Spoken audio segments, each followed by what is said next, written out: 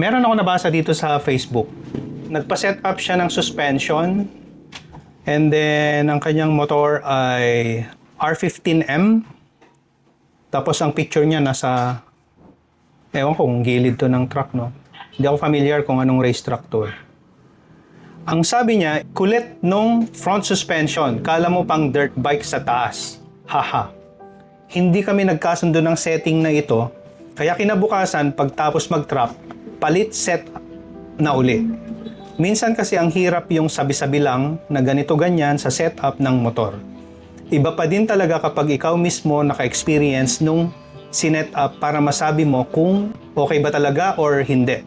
Sa nangyari nung Sunday, nasabi ko mismo na hindi swak para sa akin. Nagastusan at nahassle pero all goods dahil natuto.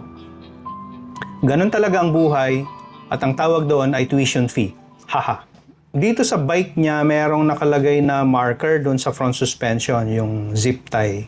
Ang assumption ko is sinet up nila yung internals. Baka sinet up yung internals ng front suspension.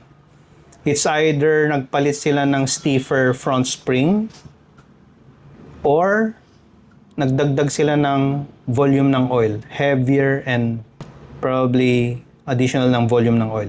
Hindi ako gaano familiar dito sa R15 kung meron siyang adjustments ng preload and then yung mga damping ng rebound at saka compression.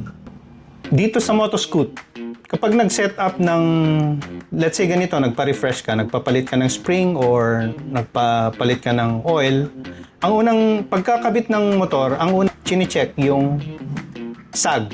Dalawang klase ng sag. Isang bike sag at saka isang rider sag. Yung dalawang sag na yon is para silang tango. Takes two to tango. Ganon siya. Kailangan mo makonsider pareho yon, yung bike sag at saka yung rider sag. So dito, bago siya nag-trap, hindi natin alam kung sinet sa kanya yung rider sag niya. Kasi kung naka-proper set ang sag niya, hindi ganyan ang laro ng front suspension.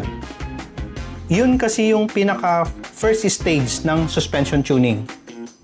Yung bike sag tsaka rider sag. So ayun, awit kay Kuya. Dahil ang buong Sunday niya, most likely, nasira. Magkano ang track fee mo, magkano gastos mo para pumunta sa track. And then, ganun lang. Nabaliwala. Anyway, sabi nga ni Kuya, tuition fee na lang at saka lessons learned. Kaya sa track, walang lugar ang maling tuning.